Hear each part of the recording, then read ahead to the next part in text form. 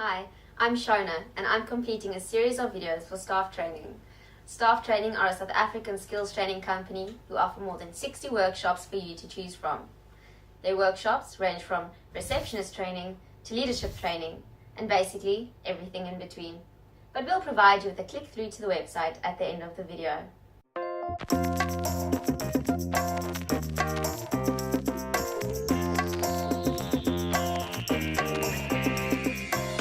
As you know by now, the actual words we use only account for about 8% of communication. 92% of communication is nonverbal, and of that nonverbal component, 45% is tone of voice.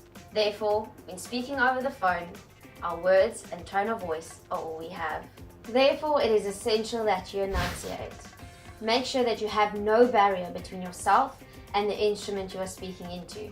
This means not resting on your chin or chewing gum. It's also important that you speak up and out. Make sure that your P's, T's and D's are heard, and don't mumble or swallow your words. Listen carefully to the following sentences. Thank you for calling Staff Training, this is Shona speaking. As opposed to, thank you for calling Staff Training, this is Shona speaking. Did you hear the difference? Now when practicing your enunciation, I suggest you once again become best friends with your bathroom mirror. Now if you like, you could put a sign on the door saying that any weird noises or voices being heard from behind the door be kept a family secret forever. Practice speaking slowly and clearly. I also suggest practicing the projection of your voice. This means playing around with tone of depth and volume. Perfect.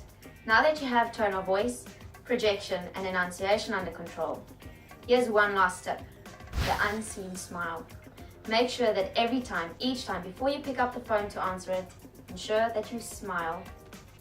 Take a listen to the difference it makes to my voice. Thank you for calling Staff Training, this is Shona speaking.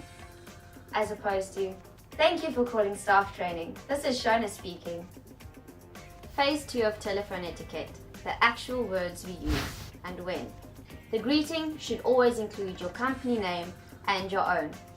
We suggest placing your own name at the end of the greeting.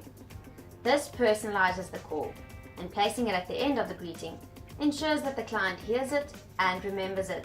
Also, don't lead with the company name, as in the seconds it takes for you to answer, the caller may well be distracted and may not be paying attention as the connection is made. A good example of a greeting is thus: thank you for calling Staff Training, you're speaking to Shona. Or, thank you for calling Staff Training, you're speaking to Sipukazi. If you have a more unusual name, let's say like Varel, make sure you pronounce it slowly and clearly. When you're ready to transfer a call, ask the client to hold and then transfer. Well, certainly sir, please hold while I transfer your call. Should the call return to you as if the recipient is not in the office, ensure that you identify the returning call and answer it as follows. Thank you for holding. Muhammad is not in the office at the moment. I can take a message, or would you like to hold while I try and locate him? Remember to always thank the client for holding and never place a client on hold without telling them what you're about to do. Finally, when closing the call, for example, when you've taken a message and the client says thank you, respond as follows. Certainly sir, you're most welcome. Please call again. Well, there you have it. That's telephone etiquette. If you've enjoyed this video, please join our Facebook pages, tweet it, share it with family and friends, or if you're interested in joining any of the workshops, there are many to choose from, click on the link below. Thank you for joining me. I'll see you soon. It's also important. Oh my word, I just went blank. Tone of they may be distracted and may well not. What is happening to my mouth?